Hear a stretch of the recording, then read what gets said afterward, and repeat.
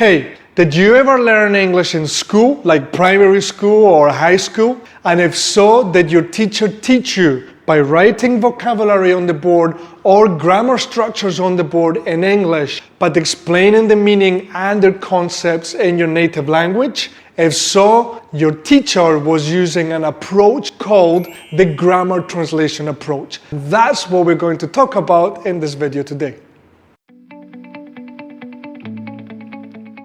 My name is Adrian from the Teacher Trainers channel, and today we're going to be talking about a very popular approach, which is the grammar translation approach. We're going to be looking at what it is, how it works, some examples of how to use it, its benefits and problems, if any. Let's dive right in, but before, please hit that subscribe button as it really helps our channel grow. Gracias.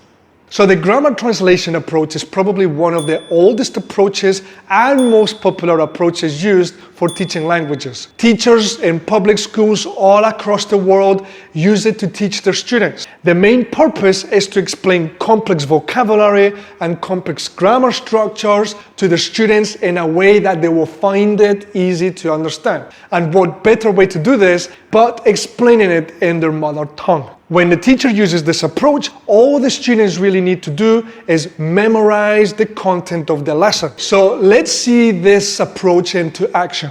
I'm going to teach you a grammar structure in a language that hopefully you don't speak to make it more realistic. In this case, I'm going to teach you a sentence in Spanish.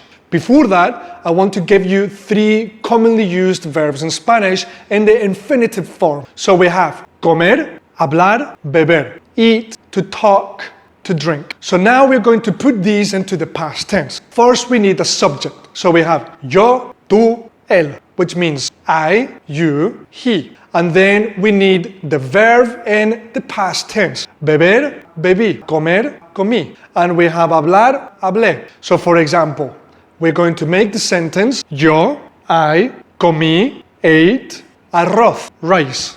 Number 2, we have él, he, habló, to talk in the past tense, con su amigo, with his friend. Tú, you, bebiste, to drink in the past tense, vino, wine. So, as you can see, what we just did, I explained it all to you in English, I wrote it all in Spanish, translated it into English, explained it all in English so that you could understand. This is what the grammar translation is, and this is how the grammar translation works. Now let's do this. I want to ask people who studied English in a class where their teachers taught them exclusively using the grammar translation approach and see what they think. Do you remember how your teacher used to teach you? My teachers used to teach me like in a traditional way, give me the vocabulary and the grammar, and just the teacher just keep saying and I keep listening. And how did you feel when you were learning that way? Boring all the time because I don't have the stage to show myself off. Did you learn English in high school or primary school? I started to learn English from primary school. How did your teacher teach you English? Actually, I don't remember how exactly, but on the thing that they taught me in primary school and high school, on theory. There was no time to practice.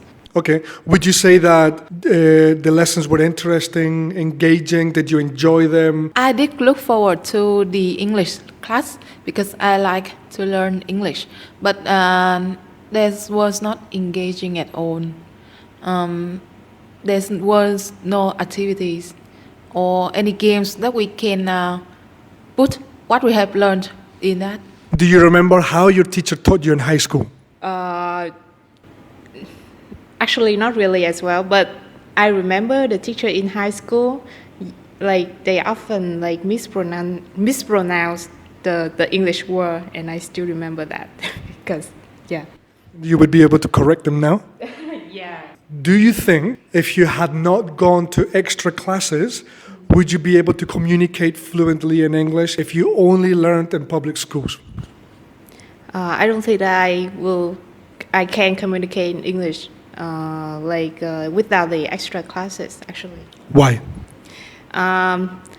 In my generation, I feel like without extra classes in English, I can not really learn English in a proper way. And what language did your teacher use to explain the vocabulary and the grammar?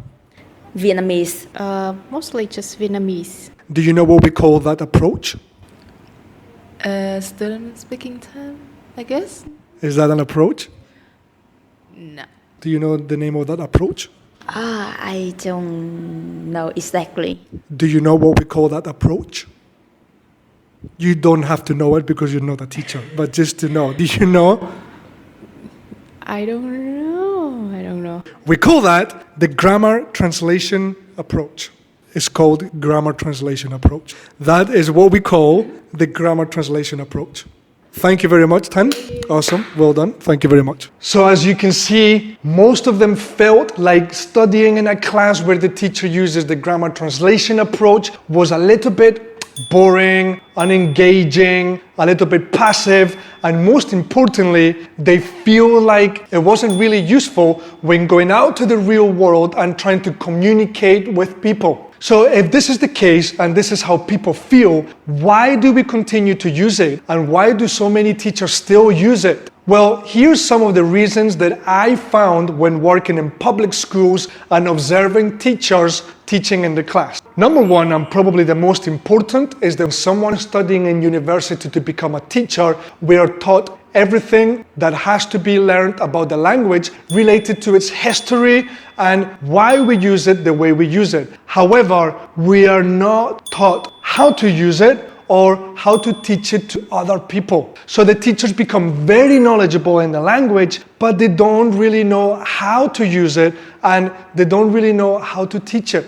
And this is one of the reasons why teachers teach the way they do. Secondly, is that the people who are studying to become teachers are also taught this way. So once they finish their studies and they want to become teachers, they have been exposed to this approach for so long that this is how they think languages are taught. So what they do, they come into the class and they continue teaching the way that they were taught. Number three, is that education these days is standardized by big companies, which means that students really want to study only to pass a certain test. Therefore, teachers now need to cater to these standardized tests and teach only the content that needs to be learned in order to pass that test and achieve high scores for a certain test. And number four, and most important, is that those teachers have not joined any of the workshops or courses that we provide at Inspire. Therefore, they don't really know how to make their lessons super fun and engaging.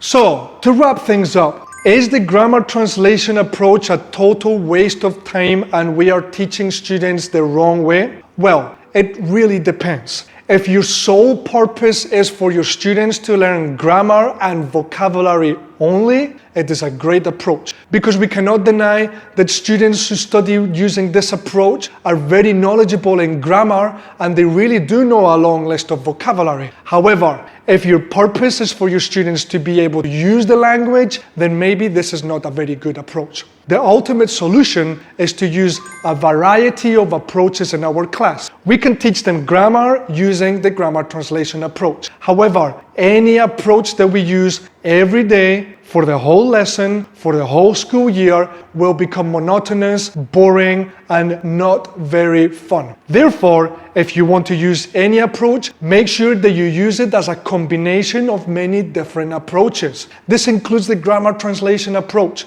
Use it by any means. However, don't base all your lessons in just this approach. And that is the end of the video, guys. Please let me know what you think in the comments about this approach. Any reasons that I might have missed on why teachers use this approach. Tell me what your thoughts are. If you like this approach, if you're a fan, if you don't like it, I would love to hear your opinion. Thank you very much for watching. Please like and subscribe if you found this video useful, and I will see you in the next video. Happy teaching.